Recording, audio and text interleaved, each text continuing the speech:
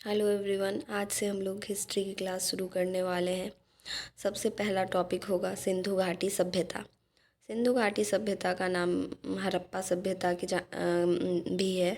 यह सभ्यता हड़प्पा सभ्यता इसलिए कहलाई क्योंकि इसका पहला खोजा गया नगर हड़प्पा था। किसी भी सभ्यता का नाम उस सभ्यता के पहले खोजे गए नगर के नाम पे हो सकता है। अब आते हैं हम इसके काल के बारे में। तो जॉन मार्शल ने सबसे पहले यह बताया कि 3250 बीसी से लेके 2750 बीसी तक ये सभ्यता रही।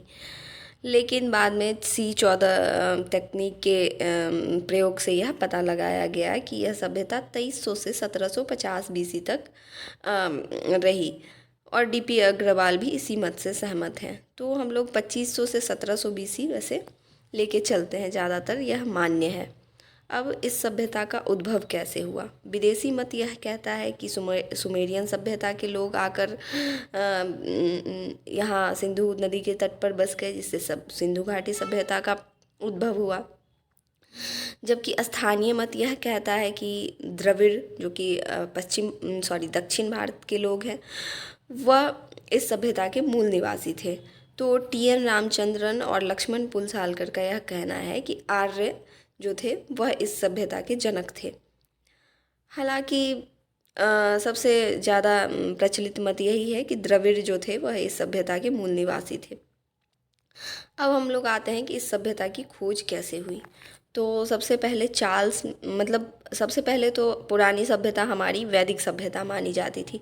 लेकिन अंग्रेज़ों के यहाँ आने के बाद कुछ कुछ ऐसे साक्ष्य मिले जिससे लगा कि नहीं, यह सभ्यता वैदिक सभ्यता सबसे पुरानी सभ्यता नहीं थी। और कुछ ईंटों की प्राप्ति हुई 1826 में चार्ल्स मैसन के द्वारा पाकिस्तान के क्षेत्र में, जिसका उल्लेख उन्होंने नैरेटिव ऑफ जर्नीज बुक में किया है।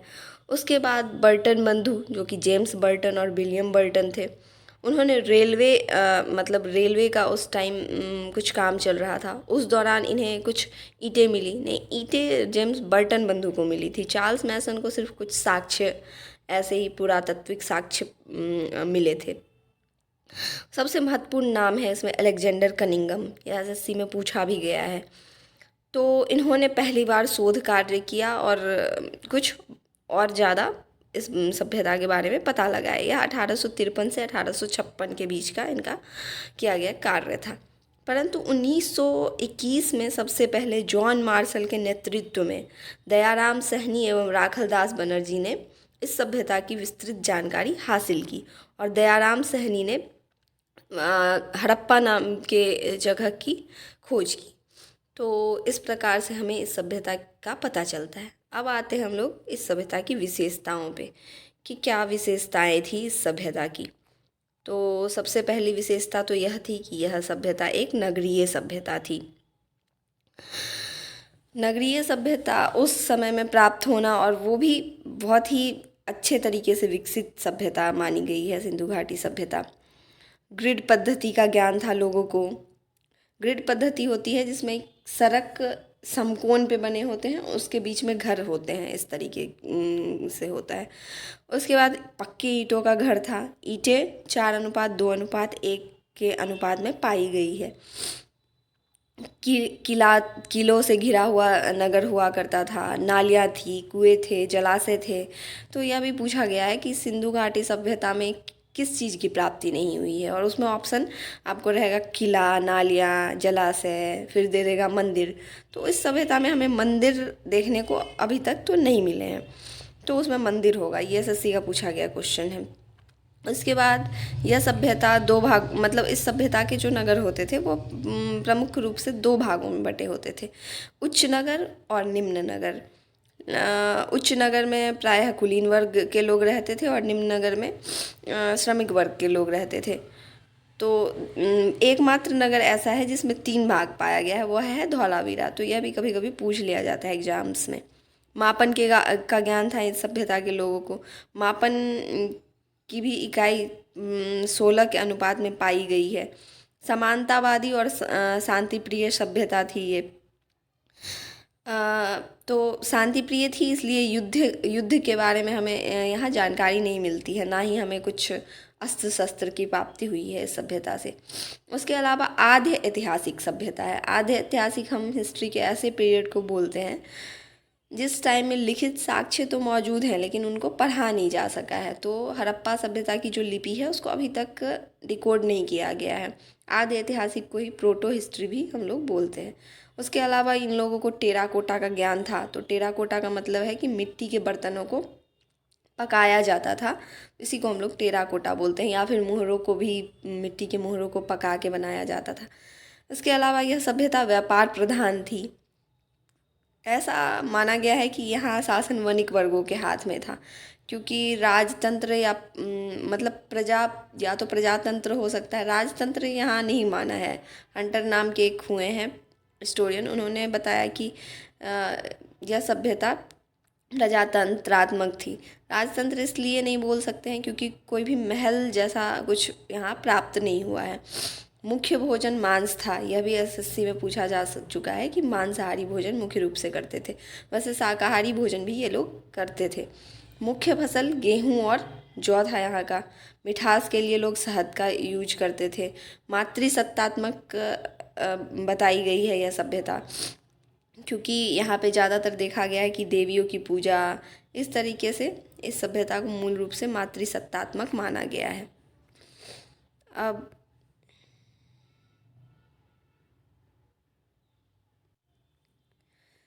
अब हम लोग आते हैं इसके प्रमुख स्थल और विशेषताओं की ओर।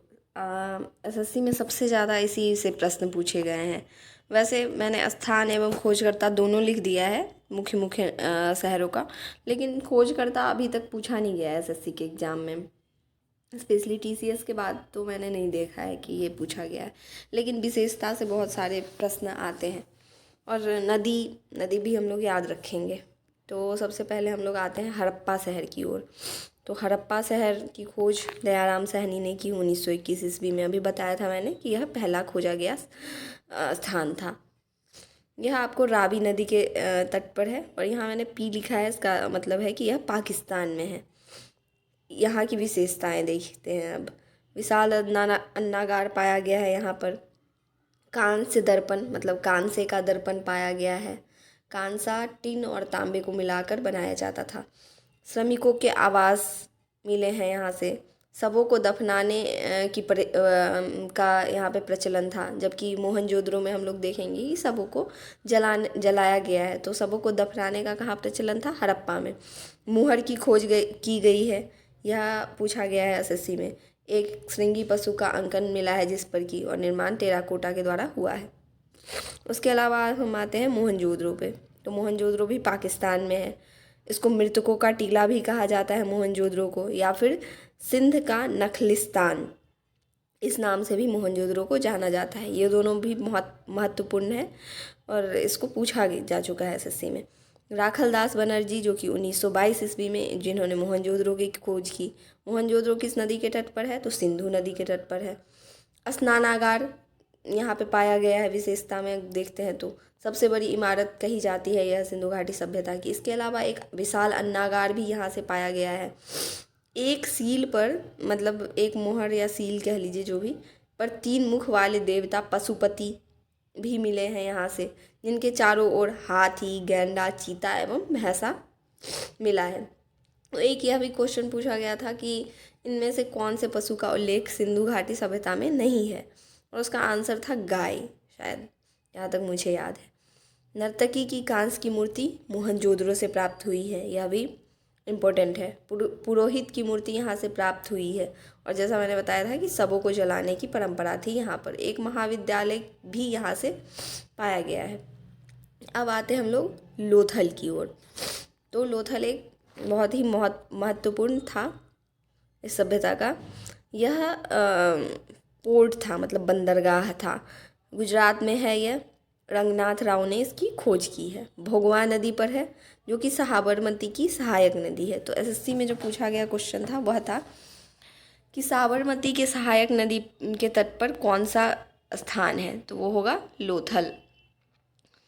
यह बंदरगाह या गोदीवारा कह लीजिए, या पत्तन, या फिर इसको कृत्रिम डॉक यार्ड भी पूछा गया है एसएससी में।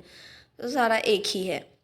चावल पाया गया है यहाँ से, चावल का पहला प्रमाण लोथल से पाया गया है। अग्निकुंड पाया गया है, अग्निकुंड वैसे कालीबंगन से भी पाया गया है, लेकिन अग्निकुंड हम यहाँ भी लेके चलते हैं। हाथीदाँत मिला है। युगल समाधि मतलब प्रेमी जोड़े की समाधि, ऐसा करके क्वेश्चन पूछा गया है एसएससी में। तो यह कहाँ से पाया गया है? लोथल से पाया गया है। घोड़े की मूर्ति पाई गई है। कृत्रिम ईंट डॉकयार्ड तो मैंने पहले बता दिया था कि बंदरगाह। मन के बनाने का कारखाना लोथल और चनहूदरो से मिला है। घरों के दरवाजे यहाँ मुख्य सड़क की ओर खुलते थे, बाकी शहरों में पीछे की ओर खुलते थे। चावल पहला यहाँ पे है, ये मैंने यहाँ लिख दिया है। कालीबंगन राजस्थान में है, जिसकी खोज अमलानंद घोष ने की। यह घग्गर नदी के तट पर पाई गई है। काले रंग की चूड़ियाँ यहाँ से प्राप्त हुई है। जुते हुए खेत के प्रमाण कहाँ से मिले हैं? कालीबंगन से, पूछा गया क्वेश्चन है। अग्निकुंड कालीबंगन से भी प्राप्त हुआ है, लोथल से भी प्राप्त हुआ है। भूकंप के प्रमाण कहाँ से मिले हैं? कालीबंगन से। नक्काशीदार ईंट कहाँ से मिले हैं? कालीबंगन से। मिट्टी के बर्तन कहाँ से मिले हैं? कालीबंगन से। तो ये हमें याद रखना है। जुते हुए खेत पूछा जा चुका है पहले भी। अब आते हैं राखी गढ़ी पे, यह हरियाणा में है। अब हम लोग बात करते हैं राखी गढ़ी की, जो कि हरियाणा में है, और सूरजभान नाम के व्यक्ति ने इसकी खोज की। यह भी घग्गर नदी के तट पर है। भारत में स्थित सबसे बड़ा स्थल कौन सा है? तो राखी गढ़ी। तांबे के उपकरण यहाँ से पाए गए हैं। वैसे मोहनजोदड़ो, अगर सीधा पूछे कि सबसे बड़ा स्थल, तो मोहनजोदड़ो। उसके बाद बनवाली या बनमाली, जो कि हिसार हरियाणा में पाया गया है, रंगोई नदी के तट पर है। सरस्वती भी कह सकते हैं, या सरस्वती की सहायक नदी रही होगी या कुछ ऐसा। मिट्टी के हल के प्रमाण यहाँ से प्राप्त हुए हैं। तो कालीबंगन से जुते हुए खेत और मिट्टी के हल के प्रमाण कहाँ से प्राप्त हुए हैं? वह है बनावली या बनमाली। उसके बाद चनहूदरो सिंध में है, पाकिस्तान में है। अनरिस्ट, मैके और मजूमदार जी ने इसकी खोज की। यह सिंधु नदी के तट पर है। यहाँ से मन के बनाने का कारखाना प्राप्त हुआ है। श्रृंगार के सामान प्राप्त हुए हैं, जैसे कंघा, लिपस्टिक, यह सब। उसके अलावा बिना दुर्ग का एकमात्र सिंधु शहर जो कि है चनहूदरो। उसके बाद धोलावीरा लूनी नदी के तट पर है। 3 भागों में बटा शहर है। लकड़ी की नालियाँ, व्यवस्थित नालियाँ पाई गई है। नाली गलत लिख दिया है मैंने, नालियाँ लिखा होना चाहिए यहाँ। उसके अलावा जल संरक्षण का यहाँ पे देखा गया है। तो यह पूछा गया क्वेश्चन है कि जल संरक्षण किस शहर में पाया गया है? तो धौलावीरा होगा। लूनी नदी के तट पर बसा शहर है, तो वैसे भी हम लोग समझ सकते हैं कि यहाँ पे पानी कम रहा होगा। और यहाँ पे एक स्टेडियम भी पाया गया है। यह है नेक्स्ट जो हमारा शहर है, यह है रोपर, जो कि पंजाब में पाया गया है। यज्ञदत्त शर्मा ने इसकी खोज की। नदी सतलज। तांबे की कुल्हाड़ी पाई गई है यहाँ से। रोपर से क्या पाई गई है? तांबे की कुल्हाड़ी।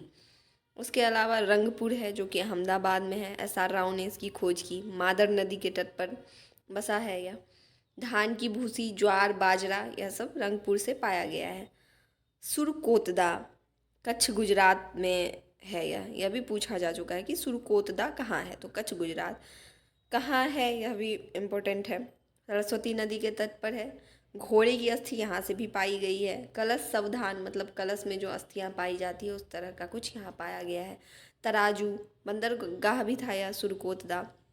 बुर्ज होम से हमें बारहसिंघा की सींग पूछा गया है। जंगली कुत्तों का कुछ पाया गया है यहाँ से बुर्ज होम से। गड्ढों में आवास के प्रमाण कहाँ मिलते हैं? तो बुर्ज होम में मिलते हैं। उसके अलावा दायमाबाद नाम का शहर जो है वो गोदावरी नदी के तट पर है। रथ की प्रतिमा यहाँ से मिली है।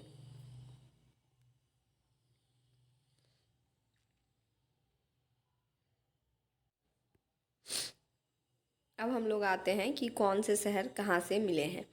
तो अफगानिस्तान से सिर्फ मतलब सिंधु घाटी सभ्यता में हम लोग देखते हैं कि यह अफगानिस्तान, पाकिस्तान और भारत 3 जगह यहाँ यह पाया गया है। अफगानिस्तान से सिर्फ 2 शहर मिला है, सतुघई और मुंडी काग। ये दोनों याद रखने हैं। सतुघई पूछा जा चुका है एसएससी में, तो मुंडी काग भी कभी पूछा जा सकता है। कहाँ से मिले हैं ये दो नगर?